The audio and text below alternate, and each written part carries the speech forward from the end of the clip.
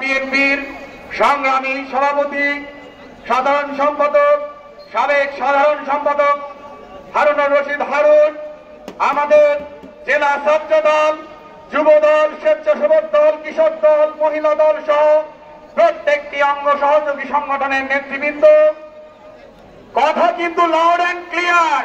দেশ নায়ক তারেক রহমান বলেছিলেন আমাদেরকে ভোট দিতে হবে না, তারুণ্যকে বলেছিলেন, বাংলাদেশের তরুণদেরকে বলেছিলেন টেক ব্যাক বাংলাদেশ। আজকে তারুণ্য কিন্তু দেখিয়ে দিয়েছে টেক ব্যাক বাংলাদেশের মাধ্যমে তারা তাদের বুকের তাজা রক্ত দিয়ে 2024-এ আরেকটি স্বাধীনতা নিয়ে এসেছে।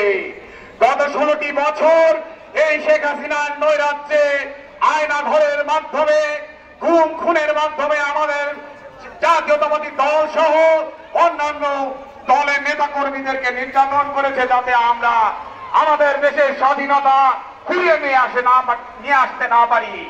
আজকে আমাদের ব্যানারে দেশ নায়ক তারেক রহমান এবং বেগম খালেদা জিয়ার নেতৃত্বে যে লেখাটি রয়েছে, সে লেখাটির মূল উদ্দেশ্য হলো আমরা স্বাধীনতা পেয়েছি, কিন্তু এই স্বাধীনতাকে ভুলুণ্ঠিত করার জন্য কিছু কুচক্রী মহল আছে, তারা যেন আমাদের স্বাধীনতা ভুলুণ্ঠিত না করতে পারে।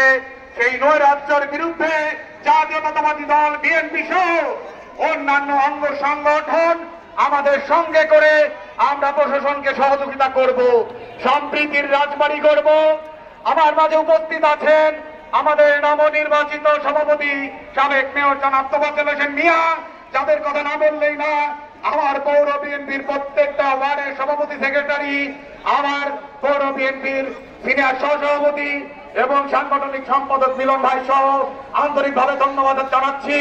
সকল মিডিয়া এবং কলা কৌশলীদের ধন্যবাদ। সকল রাজবাড়ীবাসীকে আর একটি কথা শেষ করে বলে দিতে চাই, সেটা হচ্ছে বিগত 16 বছর আপনারা যারা এই দলের জন্য, দেশ মাতা বেগম খালেদা জিয়ার মুক্তির জন্য দেশ নায়ক তারেক রহমানের নির্দেশে জেলা বিএনপিকে সুসংগঠিত করেছেন, তাদেরকে বঞ্চিত করে কেউ আপনাদের বাড়া ভাতে ছাই দিতে পারবে না। আপনারা প্রতিরোধ করে তুলবেন। আমরা কোন সুযোগ সন্ধানীকে রাজবাড়িতে দেখতে চাই না।